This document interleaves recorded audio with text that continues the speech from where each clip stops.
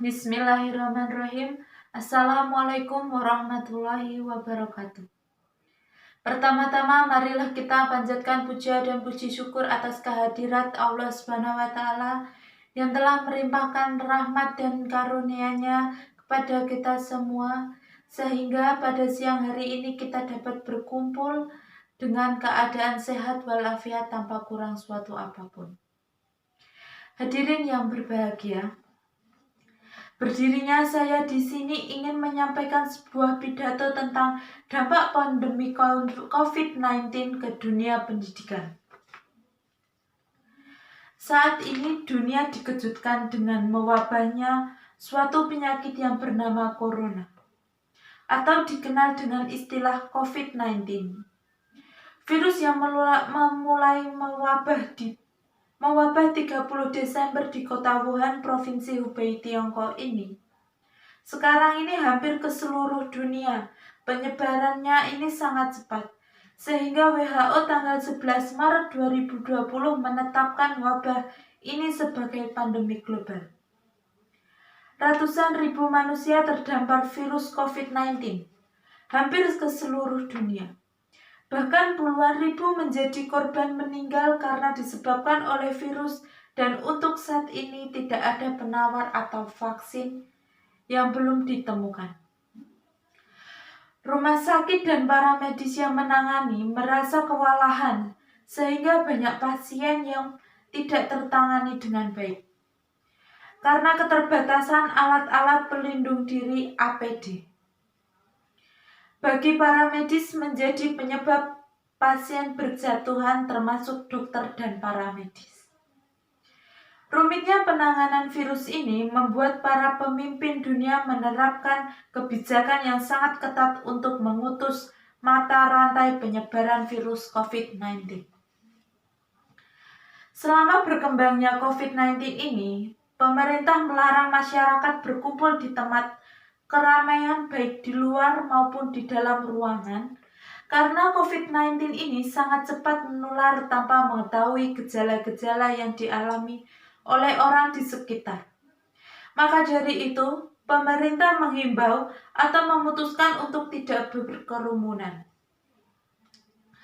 Oleh karena itu, pemerintah juga menetapkan masyarakat untuk menjaga lingkungan yang bersih di sekitarnya, dan sering-sering mencuci tangan dan pakai masker karena virus ini penyebarannya melalui mulut dan tangan.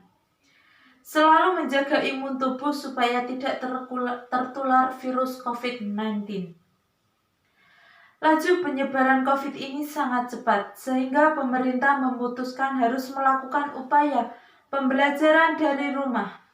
Pemerintah menyarankan bersekolah dari rumah dengan cara online atau daring bagi sekolah atau madrasah atau perguruan tinggi dilakukan dari rumah, membuat kelimpungan banyak pihak terutama orang tua. Peralihan cara pembelajaran ini memaksa berbagai pihak untuk mengikuti alur yang sekiranya bisa ditempuh agar pembelajaran dapat berlangsung. Dan menjadi pilihan adalah memanfaatkan teknologi sebagai media pembelajaran daring. Sebenarnya tidak masalah, namun di masyarakat banyak hal atau faktor yang menghambat seperti handphone. Tidak semua orang memiliki HP Android, apalagi yang bersekolah di kampung-kampung. Di kampung banyak yang belum mempunyai HP karena banyak keterbatasan kendala ekonomi. Selain itu juga masalah jaringan internet. Jaringan internet tidak mudah menemukannya karena tidak semua sekolah atau madrasah sudah terkoneksi internet. Dan keterbatasan sarana dan prasarana. Tidak semua orang tua murid bisa memenuhi hal pokok buat keluarga atau anaknya yang masih bersekolah. Terkadang mereka untuk kesehariannya saja tidak mencukupi karena keterbatasan ekonomi. Biaya jaringan internet ini sangat dibutuhkan dalam pembelajaran daring, menjadi masalah tersendiri bagi pembelajar karena kuota yang dibeli untuk kebutuhan internet menjadi melonjak, dan banyak di antara orang tua murid tidak siap untuk menambah anggaran dalam menyediakan jaringan internet. Dan banyak kendala lain yang mungkin menghambat para murid atau siswa. Sebenarnya metode pembelajaran ini sudah terbiasa di beberapa negara, terutama negara maju. Mungkin mereka sudah terbiasa, apalagi pembelajaran di perguruan tinggi.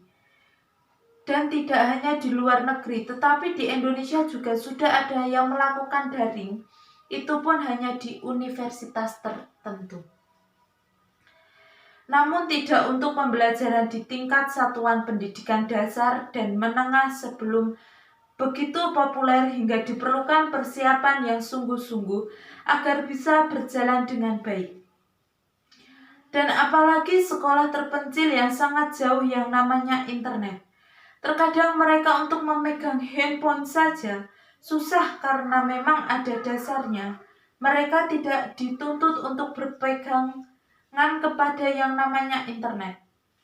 Tetapi karena COVID-19 ini, maka mau tidak mau, mereka harus belajar menggunakan sebuah teknologi yang memang banyak sekali dampak COVID-19 ini, apalagi untuk para pembelajar satuan sekolah dasar yang belum pernah sama sekali memegang handphone ataupun sejenisnya.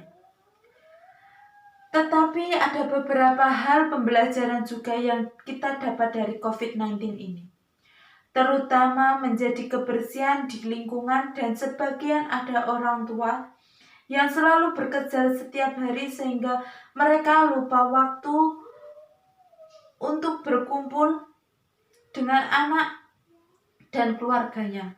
Dan karena ada COVID-19 ini, maka mereka bekerja dari rumah karena himbauan dari pemerintah, walaupun lebih banyak dampak negatif daripada dampak positif.